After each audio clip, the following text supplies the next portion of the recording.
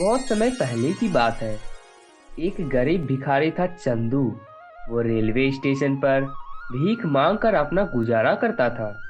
एक दिन जब वह रेलवे स्टेशन पर भीख मांग रहा था, उसने देखा एक व्यक्ति सूट पहना बैठा है।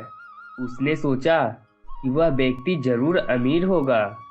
उसने सोचा कि अगर उस व्यक्ति से भीख मांगी जाए तो वह जरूर कुछ अच्छा ही देगा। इसलिए वह उस सेठ के पास चला गया। भगवान के नाम पर कुछ दे दो सेठ, आपके बच्चे को दुआ लगेगी। सेठ धनीराम ने कहा, तुम हमेशा मांगते ही हो, कभी किसी को कुछ दिया भी है या नहीं? साहब, मैं क्या दे सकता हूँ किसी को, मैं ठहरा भिखारी। अगर तुम किसी को कुछ दे नहीं सकते तो किसी से मांगने का भी तुम्हें कोई हक नहीं है।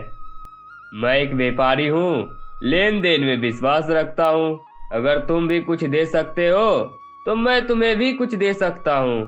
बोलो, मंजूर है?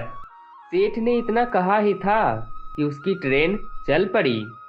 इधर प्लेटफॉर्म पर भिखारी चंदू सोचता रह गया। उसको सेठ की बात लग गई। वह सोचने लगा, सेठ सही कह रहा है, मुझे भीख में पैसे कम मिलते हैं क्योंकि उसके बदले मेरे पास देने के लिए कुछ नहीं है। लेकिन कब तक मैं लोगों से भीख मांगता रहूंगा? उसने फैसला किया कि जो भी व्यक्ति मुझे भीख देगा उसके बदले मैं भी उसको कुछ ना कुछ जरूर दूंगा। लेकिन वह फिर सोचने लगा, क्या दे सकता हूँ, क्योंकि मैं तो ठहरा भिखारी। सोचते सोचते उसकी नजर स्टेशन पर लगे फूल के पौधे पर पड़ी। उसने सोचा, क्यों ना मैं भीख के बदले इन फूलों को दे दिया करूंगा। इतना सोचकर उसने कुछ फूल को पौधे से तोड़ लिया। अब वह स्टेशन पर भीख मांगने लगा। जब कोई भी व्यक्ति उसे भीख में पैसे देता, उसके बदले चंदू उस व्यक्ति को एक फूल दे देता। इससे भीख देने वाला भी खुश हो जाता और लोगों को इसका यह आइडिया अब पसंद आने लगा। कुछ दिनों में उसे एहसास हुआ कि उसे लोग ज्यादा भीख देने लगे। जब तक उसके पास फूल रहते तब तक उसे अच्छी भीख मिलती, लेकिन जब फूल खत्म हो जाते तो उसे कोई भीख नहीं देता। एक दिन जब चंदू स्टेशन पर भीख मांग रहा था तो उसे वही सेठ दिखा जिसकी प्रेरणा से उसने फूल देना प्रारंभ किया था। वह तुरंत उस सेठ के पास गया और बोला, साहब, आज मेरे पास आपको देने के लिए कुछ है। आप मुझे भीख दीजिए, बदले में मैं आपको कुछ फूल दूंगा। धनीराम ने उसे कुछ भीख के रूप में पैसे दिए। बदले में चंदू ने उसे फूल दिया। धनीराम को यह बात पसंद आई और बोला, क्या बात है, तुम भिखारी से व्यापारी बन गए हो। इतना कहकर धनीराम वहां से चले गए। लेकिन धनीराम की कही हुई बात चंदू के दिल में उतर आई। अब वह बहुत खुश हुआ।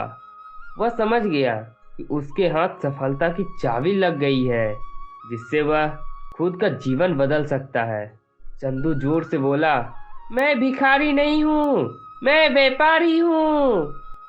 उस दिन से चंदू भिखारी किसी भी स्टेशन पर नहीं दिखाई दिया। समय ऐसे ही बीतता गया। 2 साल बाद उसी स्टेशन पर दो व्यक्ति सूट वूट पहने आए।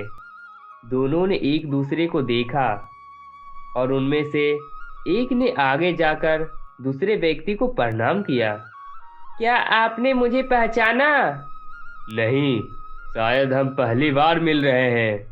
इस पर चंदू बोला, हम पहली बार नहीं बल्कि तीसरी बार मिल रहे हैं। याद आया? माफ करना साहब, पर हम पहले 2 बार कब मिले हैं? हम पहले भी स्टेशन पर 2 बार मिल चुके हैं। मैं वही भिखारी हूँ जिसको आपने पहली मुलाकात में बताया था कि मुझे जीवन में क्या करना चाहिए, और दूसरी बार तब मिले जब आपने बताया कि मैं भिखारी नहीं व्यापारी हूँ। आपकी बातें मुझे समझ आ गई और नतीजा यह हुआ कि आज मैं इस शहर का फूल का बहुत बड़ा व्यापारी बन गया हूँ।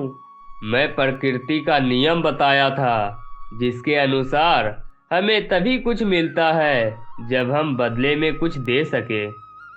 दोस्तों, यह प्रकृति का नियम है। कुछ पाने के लिए हमें कुछ देना जरूर पड़ेगा। खाना चाहिए तो बीज बोने पड़ेंगे, नौकरी चाहिए तो पढ़ाई अच्छी करनी पड़ेगी, सफलता पाना है तो संघर्ष करना पड़ेगा।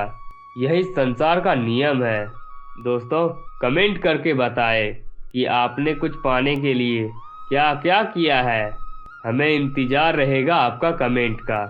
और अगर आपको हमारी वीडियो पसंद आई तो वीडियो को लाइक करके चैनल को ज़रूर सब्सक्राइब कीजिएगा और बेल आइकन दबाकर वीडियो को ज़्यादा से ज़्यादा शेयर कीजिएगा। टू बी कार्टून चैनल को सब्सक्राइब करने के लिए हृदय की गहराइयों से प्रेम पूर्वक धन्यवाद।